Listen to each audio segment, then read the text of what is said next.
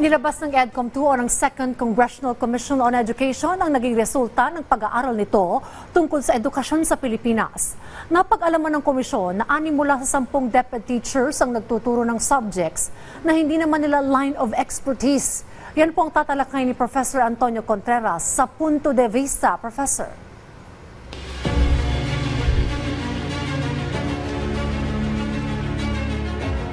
Maraming salamat at magandang umaga sa inyo dyan lahat sa studio.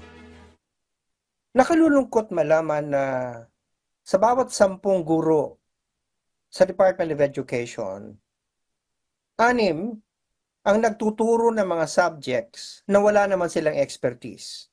Ang halimbawa nito, merong nagtuturo ng math na hindi naman mathematics ang kanyang major.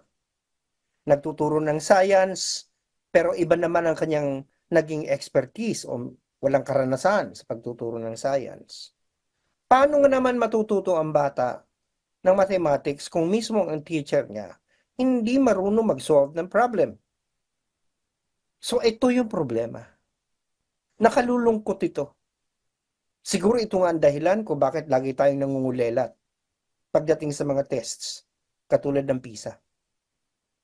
So anong solusyon dito? Bagamat ang Department of Education ang siyang may hawak ng mga teachers, ang Commission on Higher Education ang siyang nag-regulate, ang siyang nangangasiwa naman sa teacher education sapagkat ang pag-aaral ng education ay nasa higher education yan. May mga university katulad ng Philippine Normal University, De La Salle University, UP, na may mga degree sa education. So ito yung problema hindi lamang ng DepEd kundi ng CHED. So ano dapat ang gawin? Unang-una na siguraduhin natin ang kalidad ng teacher education. Pataasin natin ang antas ng curriculum. At bigyan natin ng pagkakataon ng maraming tao na magkaroon ng scholarship. Kasi alam nyo, ito yung punto eh. Ito yung realidad.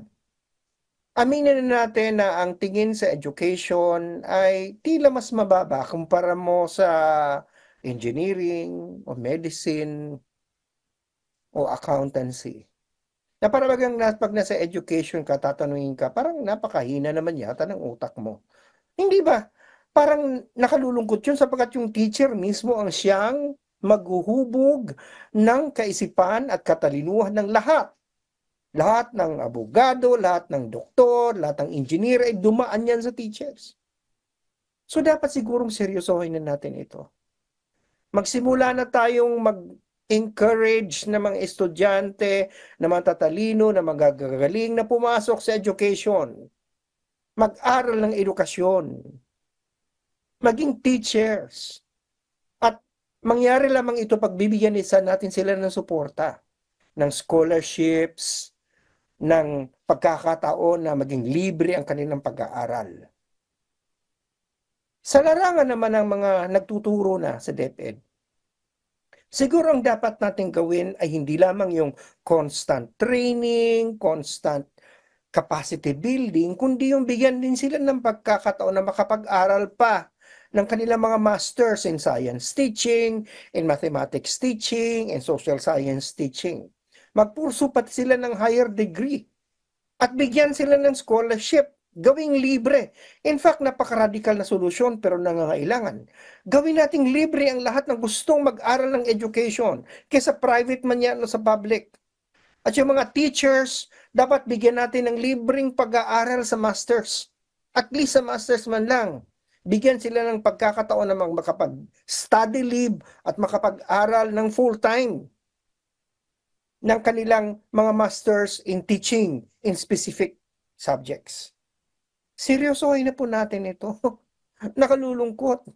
Nasa sa kada 10 na teacher ay 6 ang hindi alam ang kanilang itinuturo. Yan ay galing na mismo sa EDCOM.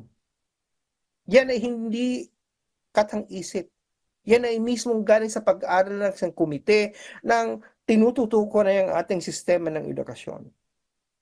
Kasi alam nyo, pagpatuloy itong ganito, pag mananatili na sa kada 10 guro, 6 ang hindi alam ang kanilang tinuturo, ay talagang tayo laging pupulutin nito sa kangkungan.